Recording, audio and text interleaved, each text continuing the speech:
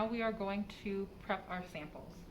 So these are the mini preps that you did in the last session, and we are going to take 2 microliters of our 6X loading dye, and we will add it to the DNA in here. The goal is to make 1X concentration of our loading dye in our total sample. So there is 10 microliters of DNA approximately in these samples, and adding 2 microliters makes the math work out so that it is just 1X. So you add that to there, give it a little shake, and you can see that the dye is in the sample. And I will just continue that with the rest of the samples, and we will move on to prepping our DNA gel.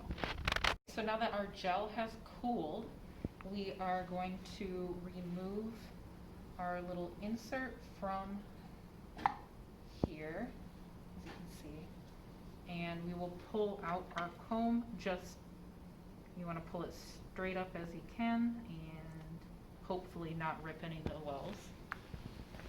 As you can see there, none of them ripped.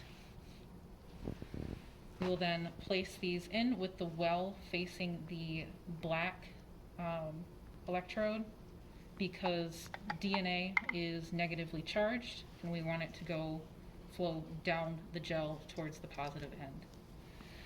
Next, we will take this over to the buffer, and we will fill this up with buffer and come back when we are putting in our samples.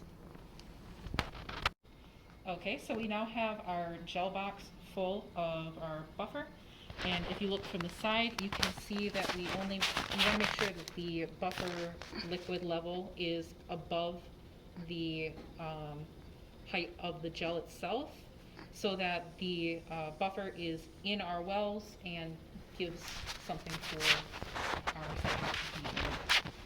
Speaking of samples, we've got them all prepped and ready over here. We are first going to load our DNA ladder, which is the BSTE2 ladder.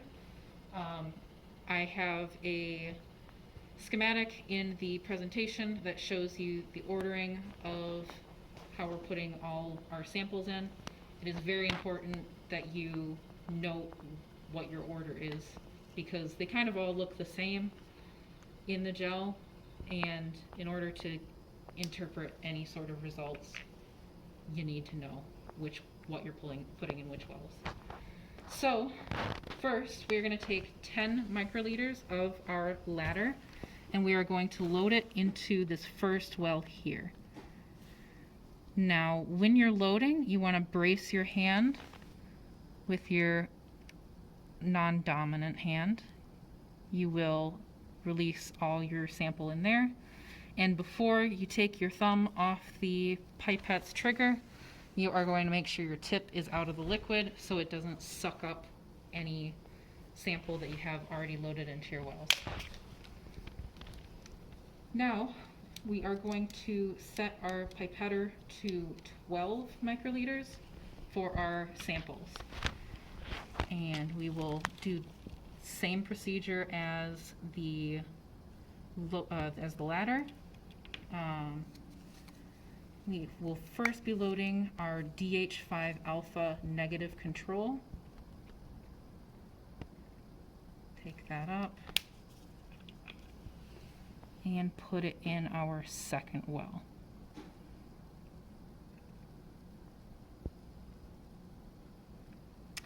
Now, when you're loading, you want to make sure that your pipette tip is in the well itself, but doesn't push all the way through and like rips your gel.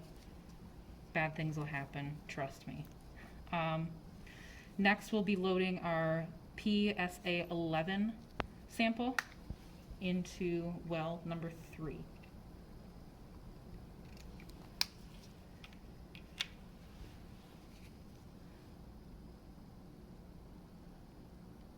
Just like that.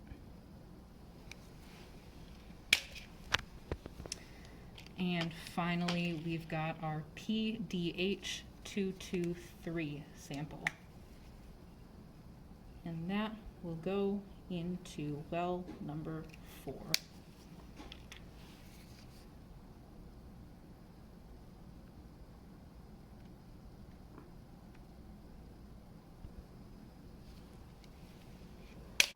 Okay, so now that all our samples are loaded, we are going to put the lid on our gel box.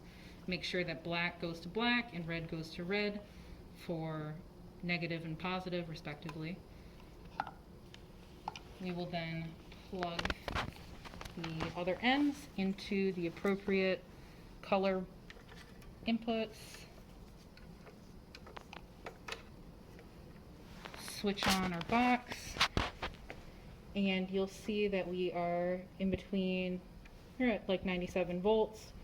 We will run this for about an hour, 45 minutes to an hour. And we will come back when it's ready.